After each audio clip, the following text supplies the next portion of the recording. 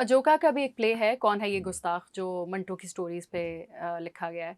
तो वो मैंने भी, अच्छा मेरी शादी होने से पहले ना अजोका थिएटर में मुझे ये कुछ नहीं पता था कि थिएटर प्लेज इस तरह के होते हैं और there is actually a lesson to be learn from them. So after I got married and I had to attend the play, the first play, I was really mesmerized, and I was also sad that why so late am I being exposed to this? Right. और मैं जिस field में काम करती हूँ वो है IT की field. Would you believe that my colleagues are unaware of such things, and I don't blame them. I was that once upon a time. Right. So अब मंटो की जो स्टोरी है वो कौन है ये गुस्ताख में भी वो ये कहते हैं, मैं पैराफ्रेज कर रही हूँ, मुझे वर्बेटम नहीं आता, कि वो कहते हैं मैं तो सच लिख रहा हूँ, अगर आपको सच कड़वा लग रहा है तो मसला तो फिर आप में है ना, इस मुआशरे में। बिल्कुल। और आयरॉनिकली आपने भी जो मंटो पे काम किया था, वो जो अंकल के प्ले से फिर वो आगे सीरीज बनी थी, ये वो that also got banned. Manto बेचारा जिंदगी में भी बैन हुआ है, वो मरने के बाद भी बैन होता रहा है मुख्तलिफ शक्लों में। उसकी क्या स्टोरी है? मंटो की अच्छा थोड़ा सा वही फैक्ट्स स्ट्रेट करने के लिए सिर्फ। So the series that Shahid साहब रोट इज बेस्ड ऑन कौन है ये गुस्ताख। यू नो, जो उसका एक आप प्लॉट कह लीजिए या उसका फॉर्मेट कह लीजिए कि उनकी अपनी जिंदगी और फिर उनका काम, आप कैसे एक मियांडर करते हुए जा रहे हैं उनके पाकिस्तान आने के बाद से लेके उनकी वफात तक का वो जो एक पूरा प्लॉट है वो, एंड देन उसके बीच बीच में जो वो लिख रहे हैं आप, वो भी उसके स्निपेट्स या उसकी इंटरप्रिटेशन आपको नज़र आती है।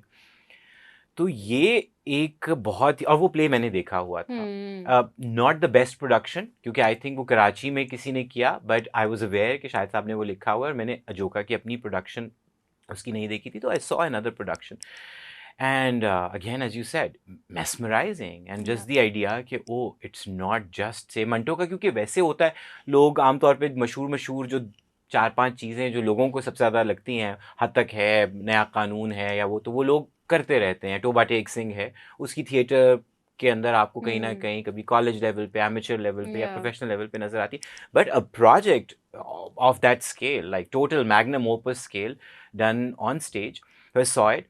And then as luck would have it, I think I also had a very passionate but a very quiet romance going on with Manto Saab, you know, like in my head, my intellectual sort of whatever, tiny intellectual capacity that I have. So मुझे एक association थी, fascination भी थी, but वही जिस तरह से हम late realize करते हैं, so I think ये 2011 की बात है जब एकदम मुझे जियो से पता चलता है कि जी वो 100 साल हो रहे हैं मंटो साहब की डेथ एनिवर्सरी के, बर्थ एनिवर्सरी के, तो हम एक प्रोजेक्ट करें। तो पहले तो मैं तो बाग भी हुआ, लेकिन साथ ही बहुत सी घंटियां भी बजी कि कौन लिख रहा होगा, क्या कर रहा होगा, and I don't know why did they reach me, but then वो गुत्थियां सुलझी यूं कि उन्होंने कहा शाहिद नदीम साहब ने लिखा। मैंने कहा ओह अब मुझे समझ।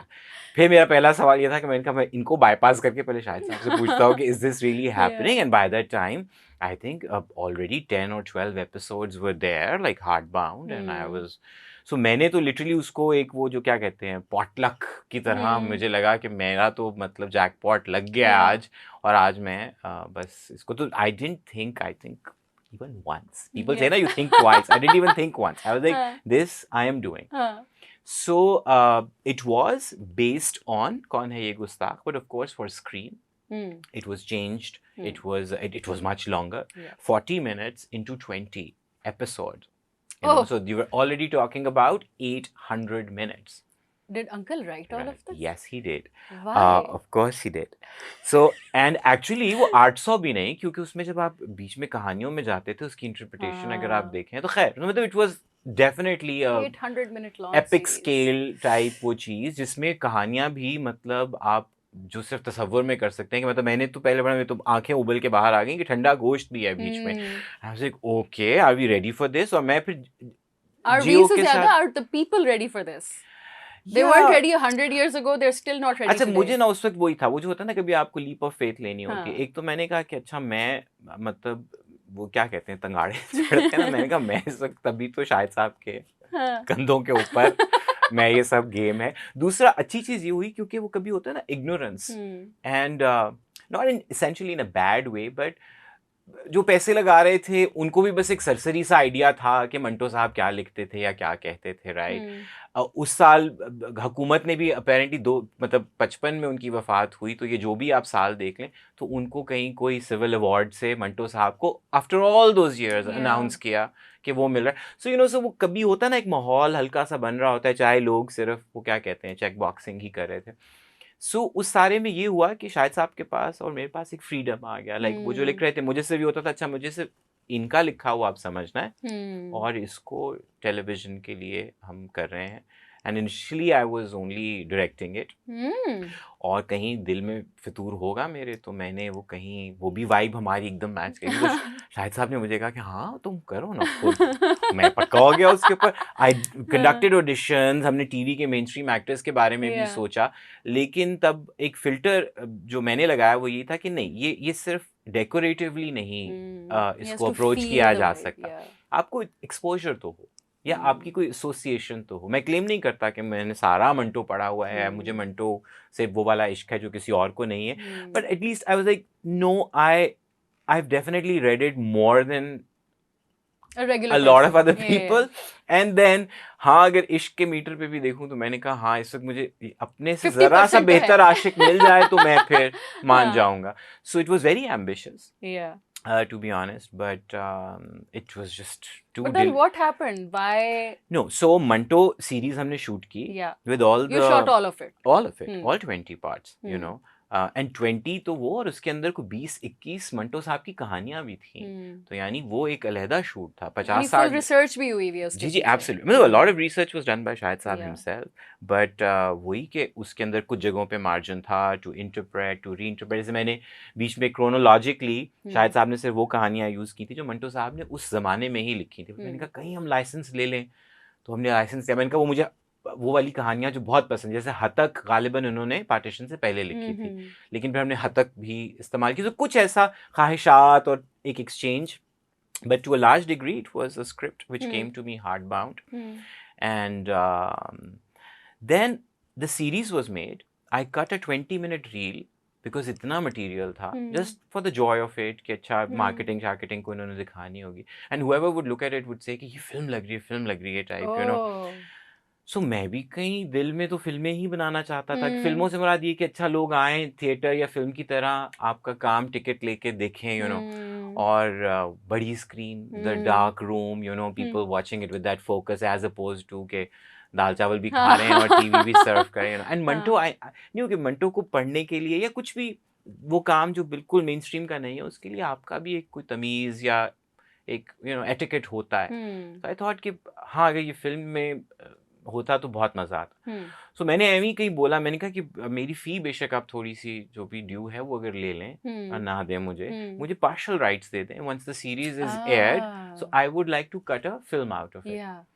उधर फिर वो प्रोड्यूसर्स हमारे जो उनकी एक क्रेडिट पे चीज जाती है, दे सेड नहीं ये तो फिर तुम पहले फिल्म बनाओ ना, why would people watch the longer version first and then go to the shorter version. Okay, interesting. So literally it was about a year and a half जहाँ पे it was almost like distilling a film, 124-minute long film out of 800 minutes. Film. No, but अभी film 2 घंटे की थी, out of 800 minutes. तो पहले बहुत से सवाल थे, क्या रहेगा क्या नहीं रहेगा, और उसमें फिर वही जहाँ मैं फंसता था, फिर then शाहिद साहब की you know we are doing this, but और मैं दिल में बिल्कुल इस नियत से कर रहा था कि अच्छा कि ये बिल्कुल ही भौंडा लगा कि ये यू नो टीवी के लिए एक मुख्तलिफ तरह से बनी हुई चीज़ है, स्केल टीवी का फ़र्क होता है, पीरियड क्रिएट किया टीवी पे, तो ऑफ कोर्स टीवी वैसे ही उस वक्त क्लोजअप ऑब्सेस था, हमारे पास प्रोडक्शन के पैसे कम होते थे, तो हम इसीलिए वो यू नो कैमरा आपका जैसे बहुत वाइड पैनोरामा में नहीं जा रहा। So in any case, but the truth, the honesty of the script, the dedication of the whole team, this tiny little team which made it, so I made a film out of it. Why didn't we get to see it? We did. Manto के साथ सबसे interesting बात ये, it was released in theatres across Pakistan for the budget. अगर आप उसके ratio wise देखो, it was a successful film at the box office. Manto का पहला रन 5 हफ्ते का था, 1 हफ्ते के लिए फिर उतरी क्योंकि कोई और वो मेन स्ट्रीम फिल्में आ गई, it went back in theatres. Oh cool. And Manto के साथ तो कुछ मतलब अजीब सी चीजें भी थी, वो जो होता है ना कि बस आप अब मैंने भी फिर सोचना छोड़ दिया, we did take some you know bold, what do you say, like पंगे हमने लिए बीच में, like टोबा टेक किससे पंगे किससे लिए?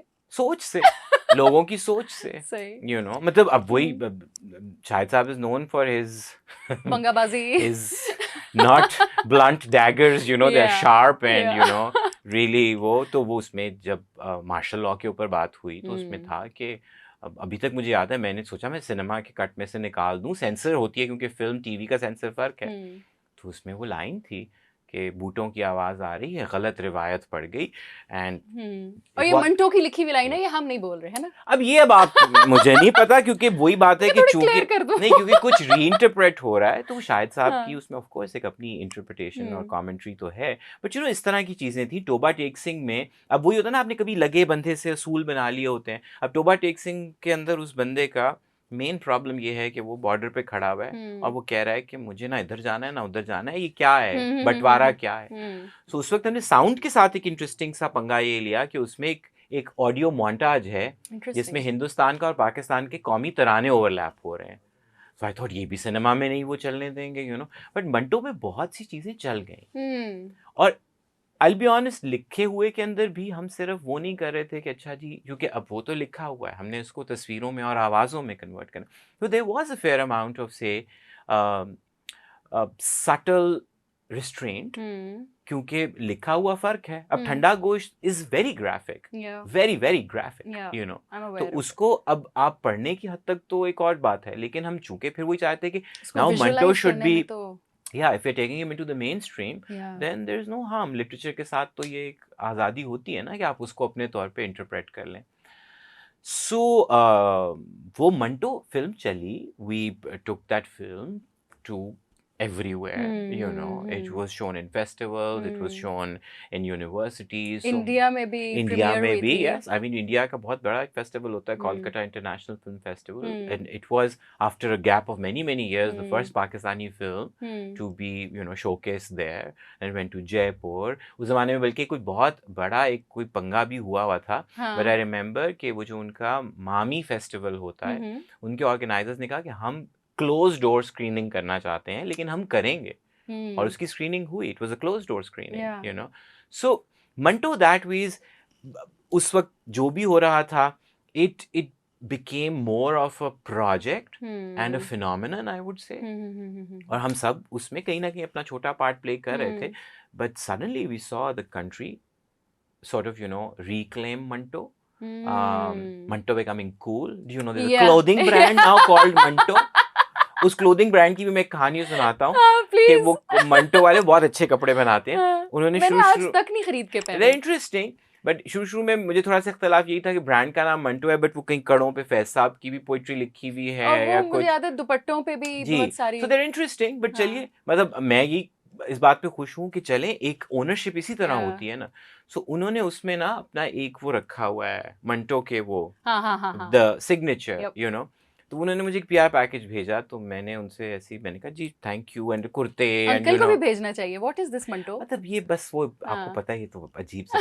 बट ना आज मैंने कहा ये जो आपने ऊपर साइन यूज किया हुआ है, तो ये जो साइन है ये किसका है? तो दे सेड मंटो साहब का। तो मैंने कहा are you sure about that? They said जी वो। मैंने कहा आपने लिया कहाँ से? उन्होंने कहा वो फलानी जगह पे, क्योंकि मंटो साहब के साथ The other tragedy is कि उनका अपना जो रिकॉर्ड वाइज अगर आप कहें, उनके काम के अलावा बहुत कम चीजें मौजूद हैं। There's very little material, you know। वो रेडियो पे भी काम कर चुके, वो फिल्मों के अंदर भी एज अ माइनर एक्टर काम कर चुके थे, बट कोई रिकॉर्डिंग, कोई चीज अवेलेबल नहीं थी। वो चंद तस्वीर हैं, वही जो आपको इंटरनेट पे भी मिल जाएंगी, वही। सो इन एनी केस, तो मैंने उनसे द जोक वाज, मैंने कहा ये मंटो साहब के नहीं है, ये मंटो फिल्म के पोस्टर के ऊपर था, ये मैंने फॉर्ज किए हुए हैं, बिकॉज मैंने कहा मैंने जहाँ पे देखे थे, क्योंकि उसमें एक फर्क ये था कि वो ऑलमोस्ट मैं जिस तरह अपना साइन करता हूँ, मैंने क्योंकि वो बार बार लिखना था, तो मैंने वो लिखाई में अपने हाथ में उसको रवां कर लिया। It came a full circle. So I was like, so technically they were like, but so they got a little woke, you know, are you going to sue us or whatever? मैंने कहा no, I'm just trying to point out कि Don't market it as Manto's signature. मैंने कहा वो मंटो साहब के मंटो लिखा हुआ, नाम लिखा हुआ, मैंने कहा ये एक आपको अपने हाथ का वो पता होता है ना फ्लरिश, तो मैंने कहा ये फिल्म के लिए मैंने पोस्टर के ऊपर हाथ से लिखा था। That's a fact we didn't know about.